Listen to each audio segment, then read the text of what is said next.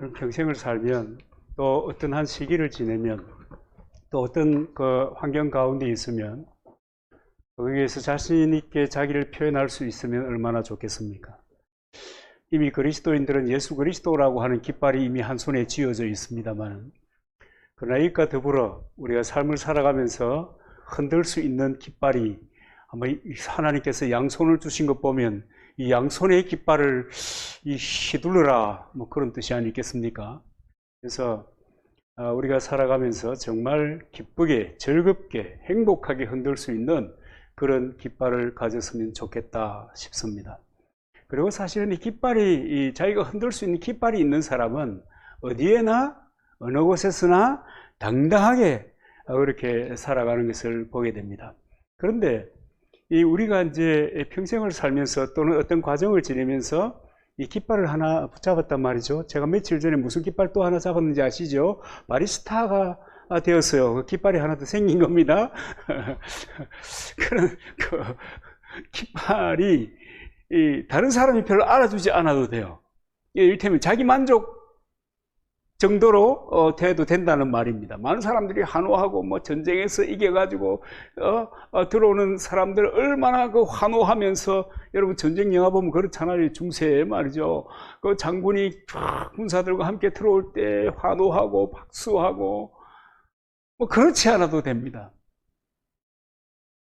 자기가 최선을 다해서 나는 이것이라고 하면 그래 나도 할 말 있네, 흔들 수 있네, 뭐 이렇게 된다고 하면 부족함이 없을 것입니다. 왜냐하면 사도행전에 보니까 예수님께서 모퉁이 돌이 되으셨다 하는데 그 앞에 보면 사람들의 실어 버림받은 돌이 그러거든요. 유대인들에게 버림받은 돌인데 알아주지 않는단 말이죠. 돌, 알아주지 않는데 나중에 보니까 그것이 모퉁이 돌이 되어 있는 겁니다.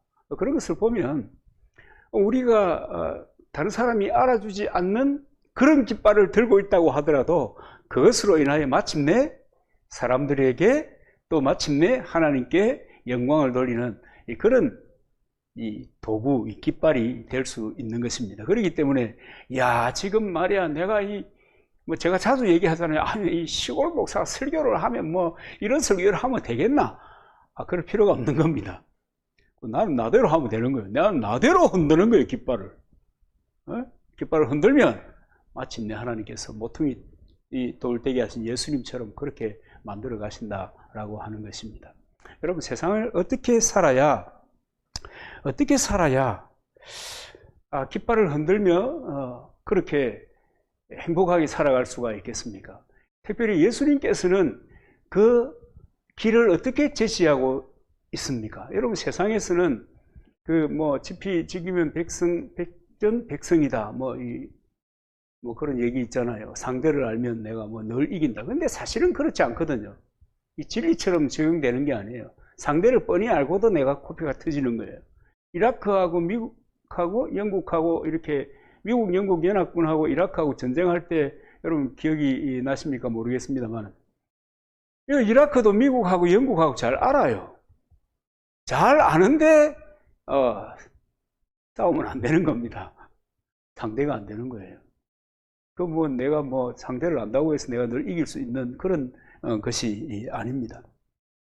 그런데 내가 약해 버리면, 내가 흔들 수 있는, 내가 자신 있게, 내가 용기 넘치게, 내가 담대하게 할 수 있는 정말 그런 것이 없다고 하면 나는 아무런 이 삶의 전쟁터에서 아무런 영향력을 드러내지 못하고 그냥 그렇게 살아갈 수밖에 없는 것입니다. 그런데 참 저는 감사한 것이 여러분 이 동남아의 여행지 가운데 우상 숭배하는 그런 여행지가 굉장히 많잖아요. 사람들이 굉장히 거기 많이 구경을 가요.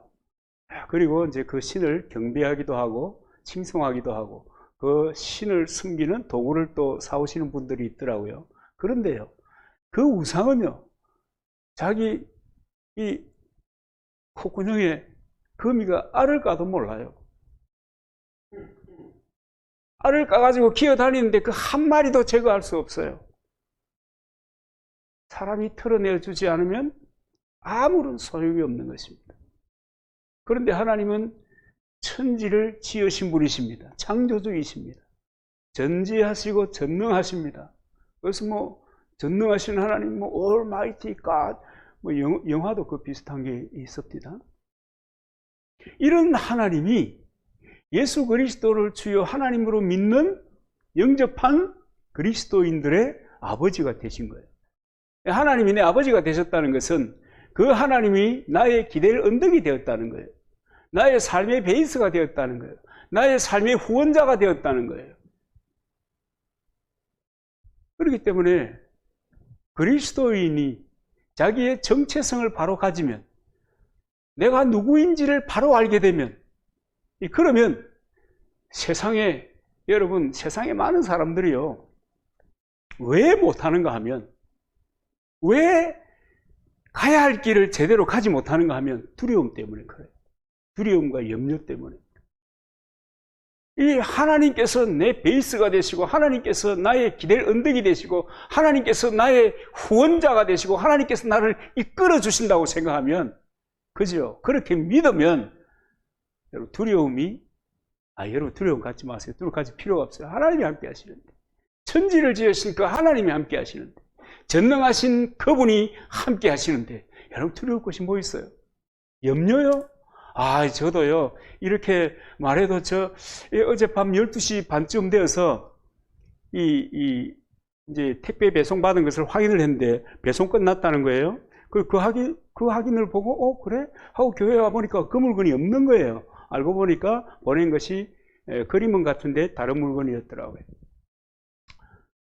밤에 12시 반이 되어가지고, 확인하고, 가봐야 되겠다. 이 뭐예요? 이 걱정이지, 걱정. 그죠? 염려지, 염려. 그러나 그런 상황 속에서도 잠들 수 있는 것은 하나님께서 알아서 하실 것이다. 마르틴 루터의 아내가 그 종교개혁 그 선언문을 붙이고 난 다음에 집에 와서 두려움에 오들오들 떨고 있을 때, 그 마르틴 루터의 아내가 한 말이 있잖아요. 여보, 하나님 살아계세요. 하나님 안 죽었어요. 그럴 때 또 용기를 내가지고 개혁을 다 완수했다라고 하는 것처럼, 그래, 하나님께서 하시는 거지.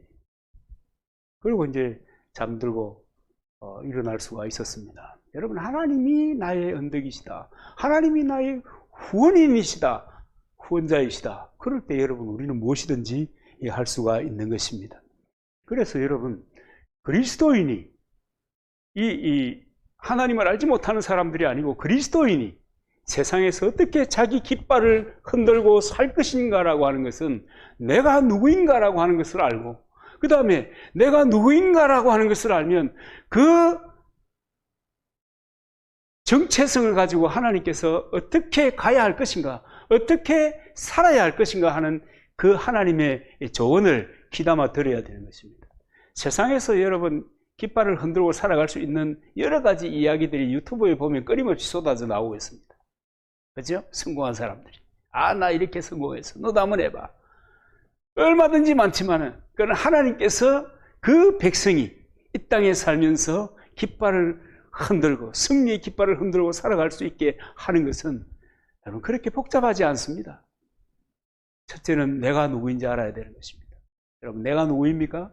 요한복음 1장 12절에 보면, 영접하는 자, 그 이름을 믿는 자에게는 하나님의 자녀가 되는 권세를 주었다. 여러분, 예수 그리스도를 믿지 않습니까? 저와 여러분 예수 그리스도를 믿는 사람입니다. 하나님의 자녀가 되었습니다.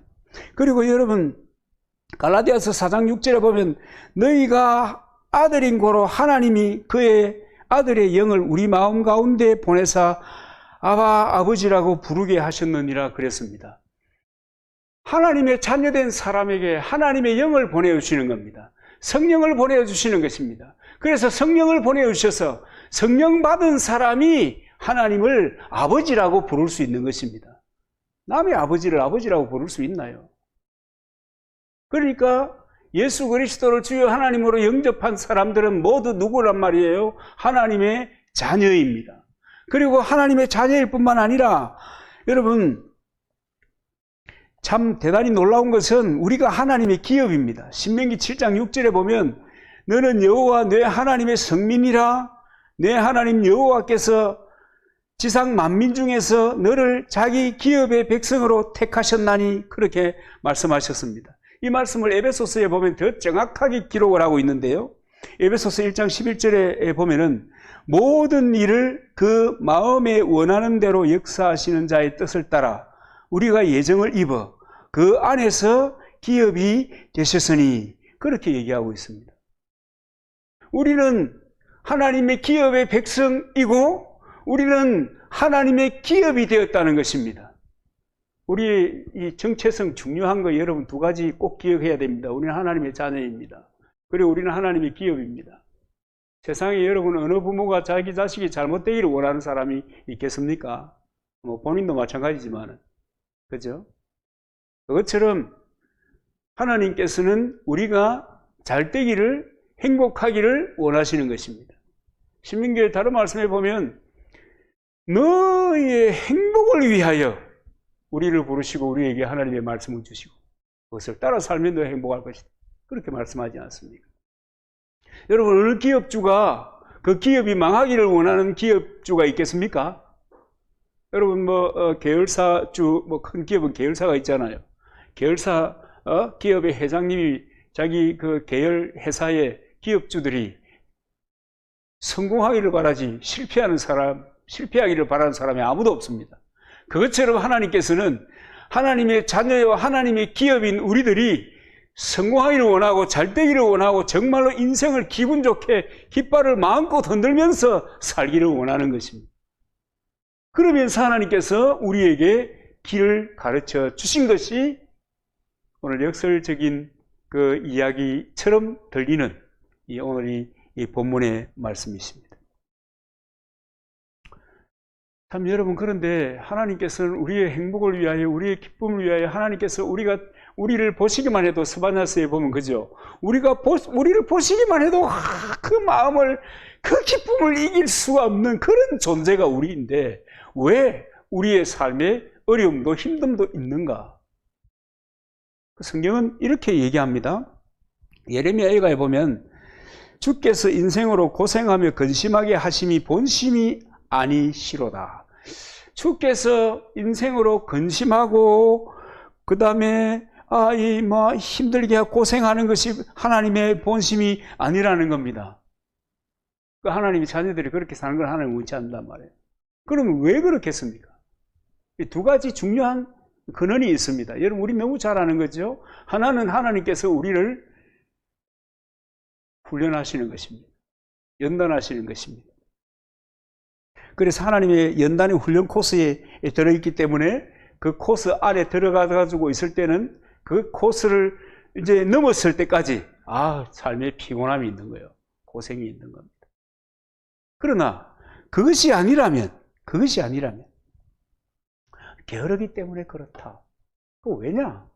하나님은 들의 백합화까지도 먹이시고 하늘에 나는 새의 모든 필요도 충족시켜 주시는 그 하나님이신데 하나님의 백성에게 고난과 고생과 근심을 주실 일이 없는 거예요.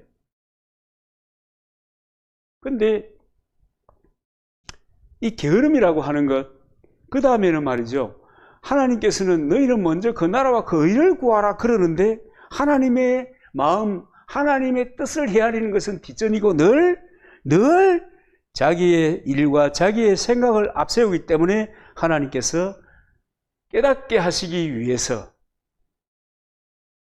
참 표현이 재미있지 않습니까? 본심이 아니로다. 본이 아니게 고생의 터널을 지나게 하시는 겁니다. 여러분 우리가 신앙을 생각할 때도요. 내가 일이 많고 바쁠 때는요. 하나님과 나와의 관계에 대해서 별로 그렇게 심각하게 생각하지 않습니다. 승승장구할 때는요. 돌아볼 겨를이 없어요.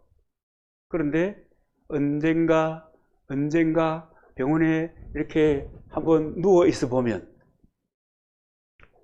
여러 가지 생각이 지나가는 가운데 나의 삶을 돌아보게 되는 거죠. 내 인생을 돌아보게 되는 거죠. 내 신앙을 돌아보게 되는 거죠. 그러면서 깨닫게 되는 것입니다. 그래서 때때로 이 환난이라고 하는 것은 고생이라고 하는 것은 필요하다.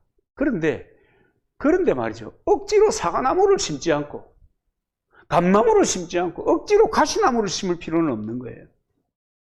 무슨 말씀인가 하면 하나님께서 제시하시는 그리스도인이 가야 할 길이 있습니다. 여러분, 세상 사람들은 세상 사람들이 살아가는 삶의 길이 있습니다. 패턴이 있습니다. 믿는 사람들은 믿는 사람들의 길이 있다는 거예요. 그 믿는 사람의 길을 가야 할 사람들이 세상 사람들이 가는 그 길을 선택하고 살아가면 내 인생에 가시나무를 심는 것하고 똑같습니다.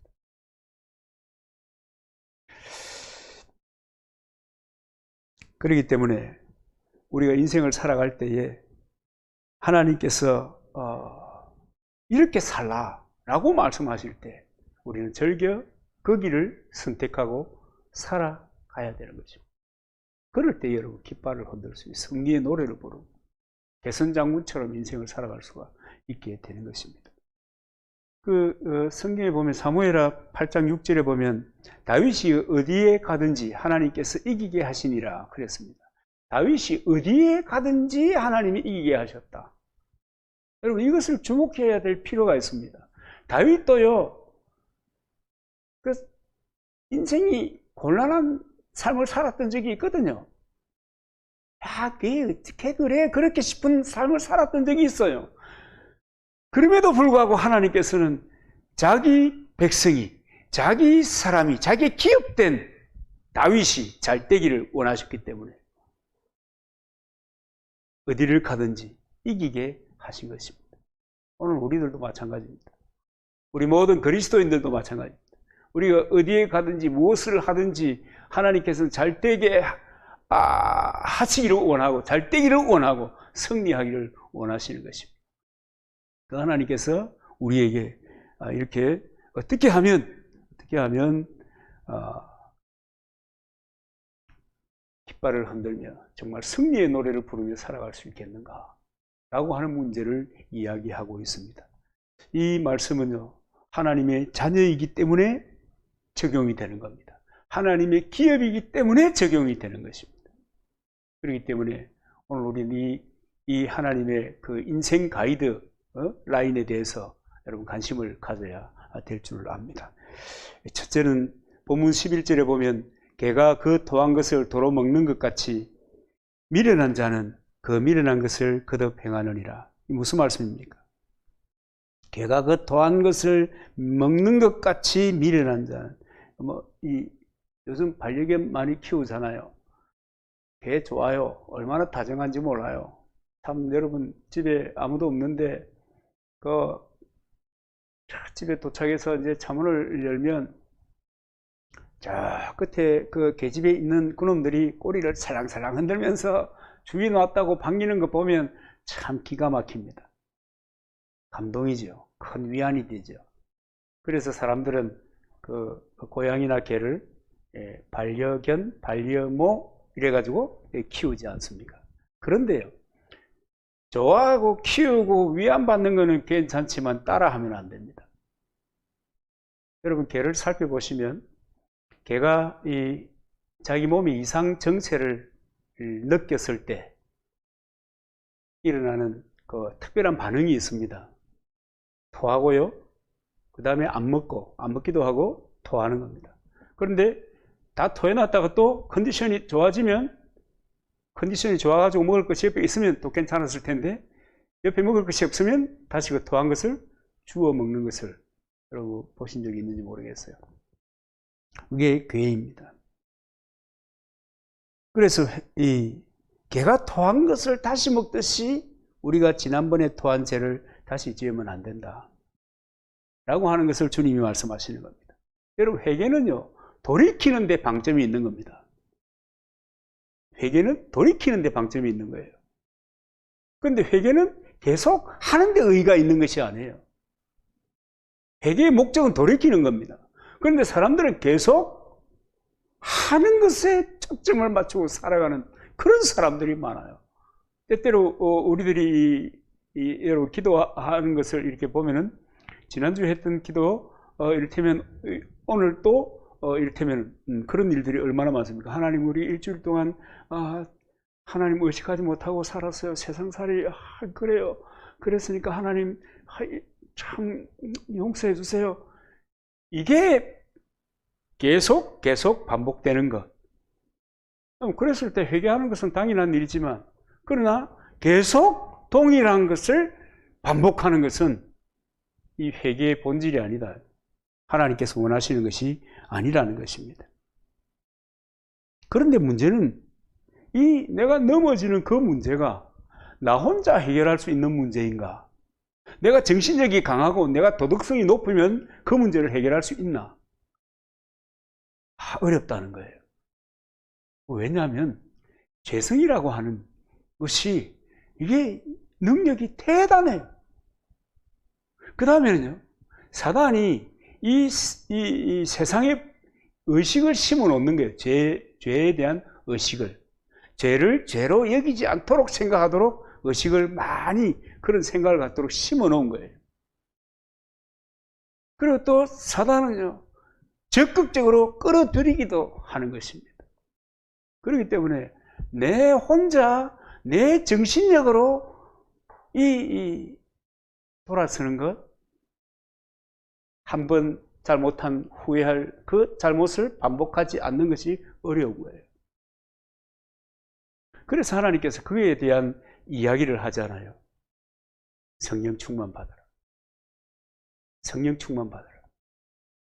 하나님의 성령이 역사하실 때, 하나님의 성령이 함께 할 때, 그때 비로소 그런 반복되는 죄로부터 자유할 수 있는 겁니다. 회개하고 반복하고 회개하고 반복하고, 나는 이제 다음부터는 안 그럴게요, 이번에는 한번 시작해 보겠습니다 하고 이 달력에 표시해 놓고 그런다고 되는 것이 아니에요. 성령 충만해야 되는 것입니다. 왜냐하면 내 힘과 내 의지로 한계가 있기 때문입니다. 그래서 여러분, 우리는 정말 중요한 것은요, 믿을 때, 예수 그리스도를 믿을 때 주신 성령을 인정해야 되는 겁니다. 그 성령님이 내 속에 와 있다. 내가 하나님, 나 이제 예수 믿을래요. 예수 믿기를 원해요. 이제부터 믿고 신앙생활 할래요. 그럴 때 하나님의 성령이 우리 속에 들어오는 거예요. 그것을 인정해야 합니다. 그것을 인정하고 나는 하나님의 자녀인데 특별히 하나님의 성령을 받은, 거룩한 영을 받은 그런 하나님의 자녀다 라고 하는 것을 계속적으로 인정하고 잊지 말아야 하나님의 사람답게 살아갈 수가 있는 거예요. 안 그러면 여러분, 죄성을 이길 방도가 없어요. 이 본능이거든요, 본능.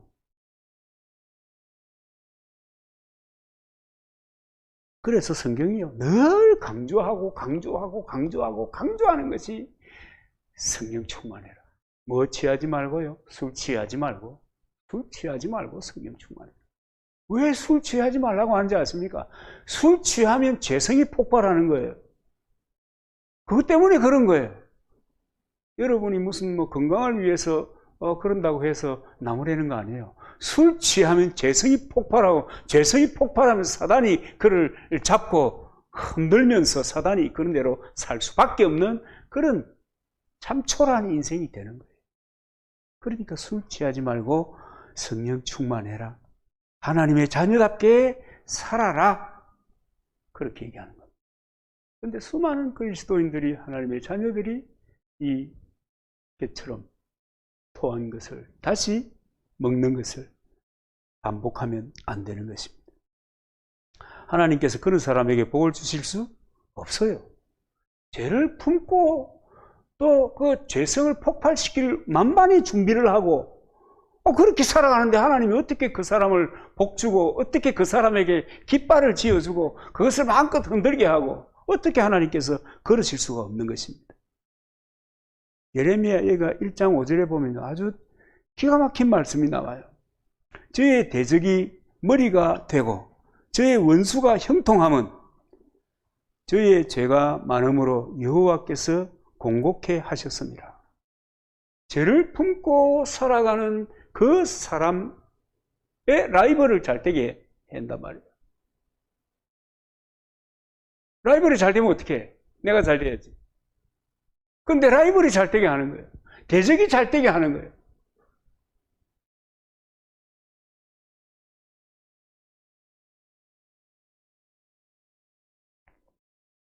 결국은 우리가 죄를 짓고 살면 우리보다 하나님을 모르는 사람이 더 잘 된다.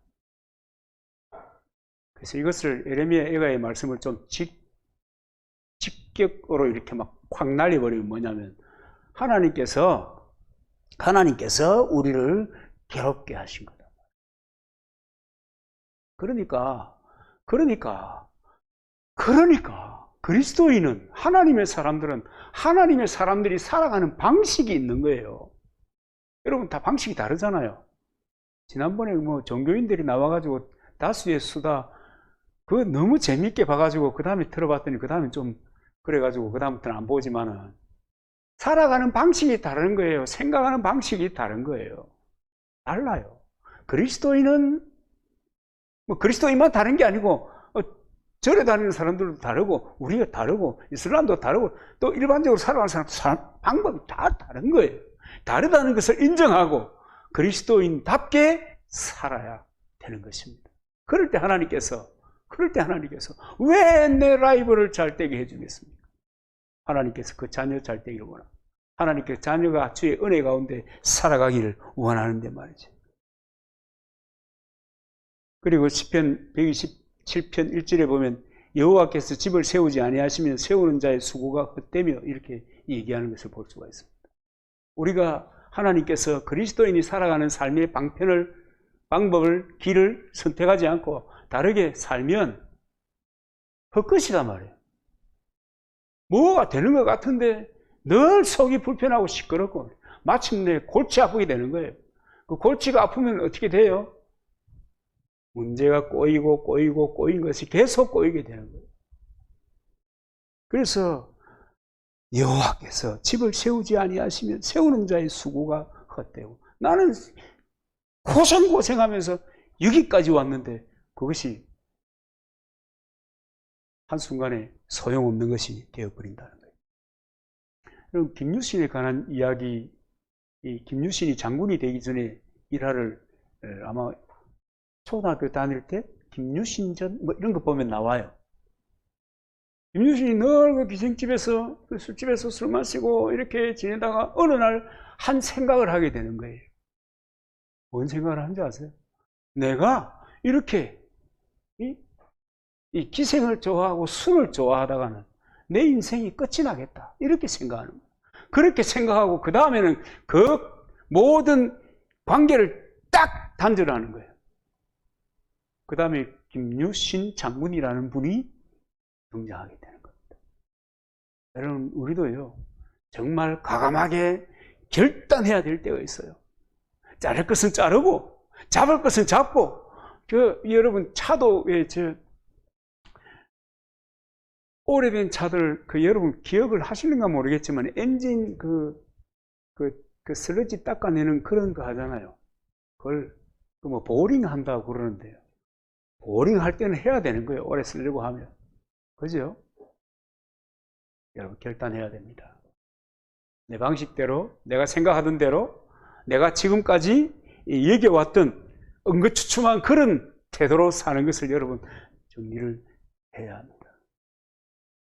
그럴 때 여러분 하나님이 우리에게 주시는 승리의 깃발을 흔들 수가 있는 거예요.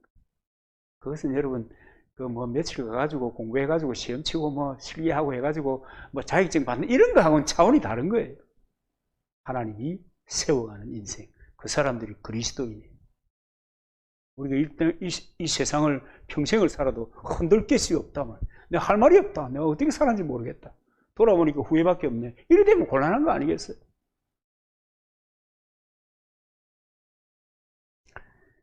그리고 12절에 보니까 내가 스스로 지혜롭게 여기는 자를 보느냐 그보다 미련한 자에게 오히려 바랄 것이 있느니라. 이게 무슨 말씀인가 하면요.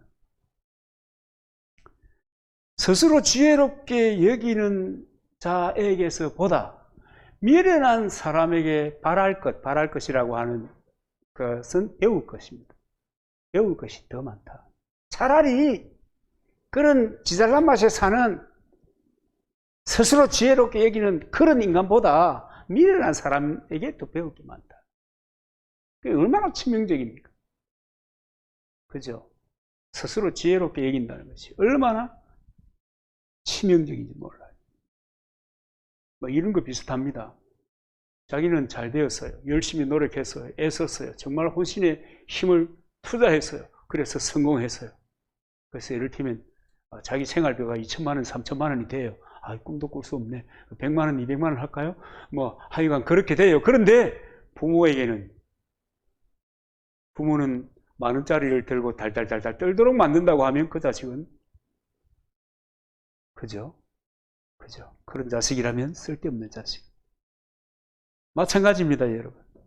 우리가 세상을 살면서 성공을 해도 하나님 앞에 정직하게 드리는 것이 없으면 여러분 그것은 하나님의 기업이 아닌 것입니다. 어떻게 그것을 하나님의 기업이라고 하겠습니까? 그렇잖아요. 여러분 기업이 잘 되기를 원하고 기업이 잘 되기 원해서 서로 연결된 그 루트를 통해서 지원을 하잖아요. 견인하잖아요. 끌잖아요. 약하다 싶으면 또 홍보도 해주고 자금도 해주고 뭐 그러잖아요. 그게 원래는 자본주의인데 이 좌파 세상이 되니까 그렇게 하는 것을 잘라버린단 말이에요. 그러니까 기업하기가 참 어려운 그런 상황이 됐다. 유동성을 하는 얘기입니다. 그런데 그렇게 잘 되게 해가지고 잘 되기 시작하는데 기업을 위해서 공헌하지 않으면 여러분 어떻게 그 기업을 인정하겠습니까? 그래서 여러분 그리스도인이 성공하면 그리스도인이 삶을 살아가면 그리스도인이 일생을 사는 가운데 여러분 11조를 드리는 것은 당연한 것입니다. 그런데 그것도 하지 않고 감사하지도 않고 아무것도 하지 않으면 하나님 입장에서 보면 쓸데없는 자식이 되는 것입니다. 제가 너무 직격탄을 날리는 거죠. 하나님께서는 찬송을 받으시기 위해서 우리를 지었습니다. 영광을 받으시기 위해서 우리를 지었습니다. 그런데 자기가 열심히 해서 자기 인생에 성공했다고 생각하는 사람은 감사도 없어요. 다른 사람에 대한 배려도 없어요. 당연히 하나님께 대하여 내가 어떻게 살아야 될 것인가라고 하는 삶에 여러분 아무런 반응도 없어요. 그런 사람은 정말 하나님께 쓸데없는 기업이 되는 것입니다. 기업이 성공하면 자연스럽게 기업주에게 이익이 가도록 되어 있습니다. 이 세상사 역시 마찬가지입니다. 그런데 하나님의 기업인 우리가 성공을 해도 하나님께 돌아가는 것이 없다고 하면 그 기업은 하나님께 필요 없는 기업이 되는 것입니다. 하나님께 필요 없는 기업을 하나님께서 그냥 보시겠습니까? 여러분 어떻게 생각하십니까? 하나님께서는 자기가 흔드는 사람을 별로 좋아하지 않아요. 내 인생은 내가 애쓰고 내가 수고하고 내가 힘을 다해서 살았기 때문에 내가 이렇게 된 거지. 이렇게 되기를 하나님은 원치 않아요.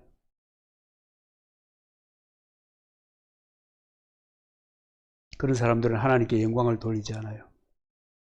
자기 인생을 자기 실력으로, 자기 기술로, 자기 열심으로 살아서 성공했으니, 그러니 내가 왜 하나님께 감사해야 돼?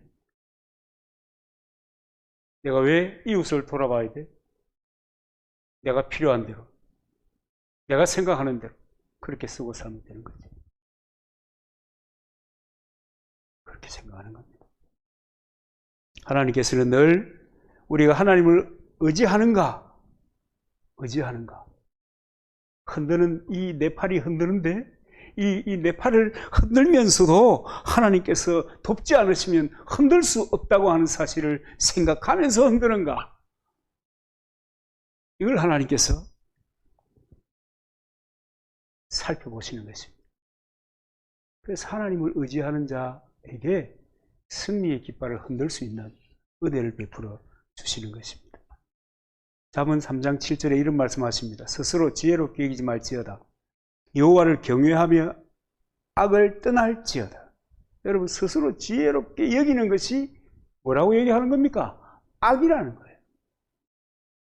내가 하면 늘 기억나는 그런 이 이야기가 있습니다. 이솝 우화, 그죠? 개구리가, 두루미,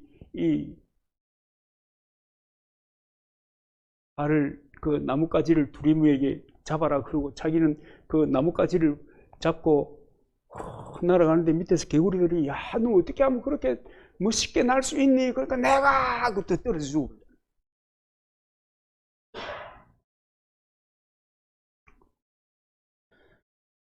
나는 달라서 하나님의 도움이 필요 없어.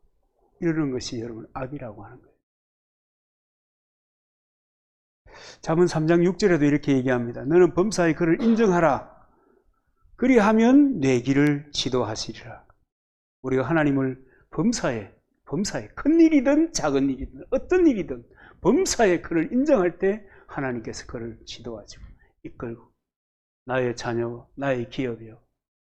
그러면서 하나님께서 은혜를 베풀어 주시는 것입니다. 그래서요, 하나님을 의식하고 살면 늘 그런 생각이 들어요. 내가 하나님 앞에 어떻게 살아야 될까? 하나님께서 원하시는 내 인생의 길은 무언가? 그리고 하나님께서 어떤 것을 기뻐하시는가? 이런 것을 늘 생각하게 되어 있어요. 그래서 여러분, 그걸 생각하는 사람들은 내가 주일이 돌아왔구나. 일단 가야지. 왔다가 갔다가 그러는 것으로 멈추지 않아요. 오늘 하나님께서 어떤 말씀을 하실 텐데 그 말씀이 내게 어떻게 적용될까? 나는 내 삶을 돌아보고 내 삶을 어떻게 교정해서 하나님이 기뻐하는 삶을 살아갈 수 있을까? 그렇게 생각하면서 주일 예배에 참여하는 거예요. 그래서 여러분, 정말 하나님의 말씀이 이렇게 제대로 선포되는 곳에는 도시락 싸들고 찾아다니는 거예요. 저도 어릴 때 그런 경험이 있어요. 야, 그분이 말씀이 정말 하나님께서 하시는 말씀을 전하는구나. 소문이 나잖아요. 사람들이 알아요. 아, 그분을 한번 들어보고 싶다. 어떻게 얘기하냐. 근데 지금은 전부 다 즐겁게 해요. 즐겁게. 기쁘게, 재미있게. 기쁘고 재미있게라도 하나님의 길을 여러분이 찾아야 되는 거예요. 우리가 여러분 예수 믿고 하나님의 자녀가 되고 하나님의 기업으로 인생을 사는데 하나님께서 어떤 방향으로 우리를 인도하기 원하시고 어떤 방향으로 이끄시기를 원하시고 하나님의 의중은 무엇이고 라고 하는 것을 우리가 알지 못한다고 하면 호세아가 탄식하는 그 소리를 여러분 우리가 듣게 되는 거예요. 호세아가 뭐라고 그래요? 우리가 여호와를 알자, 힘써 여호와를 알자. 눈물의 이야기예요, 이게. 하나님을 알아야 되는데 신앙을 엔조이하고만 있단 말이에요. 종교를 즐기고 있는 거예요. 오늘 또 목사가 무슨 소리 하나?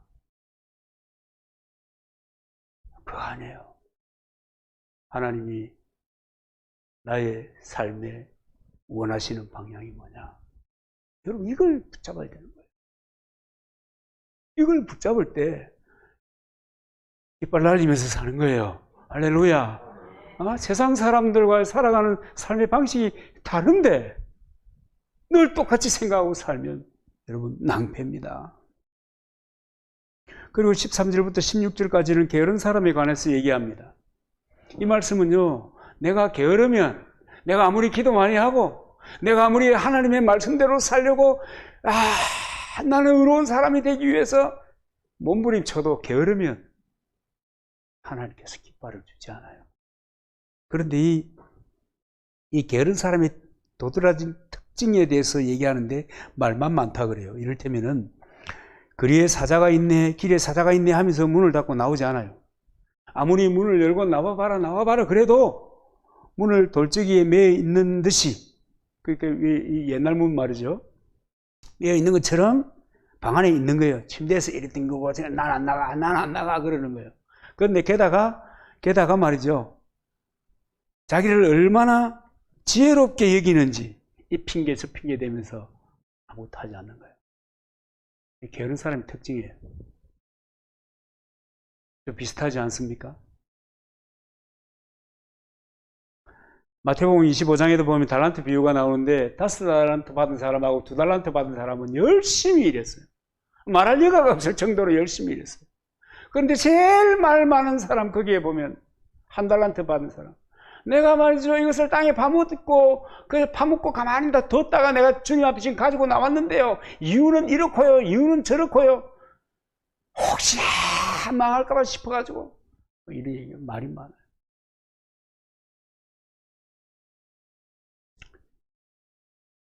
잠언 6장 11절에 보면 좀 더 자자, 좀 더 졸자, 손을 모으고 좀 더 눕자 하면 내 병궁이 강도같이 오고 내 궁핍이 군사같이 이르리라 그랬습니다.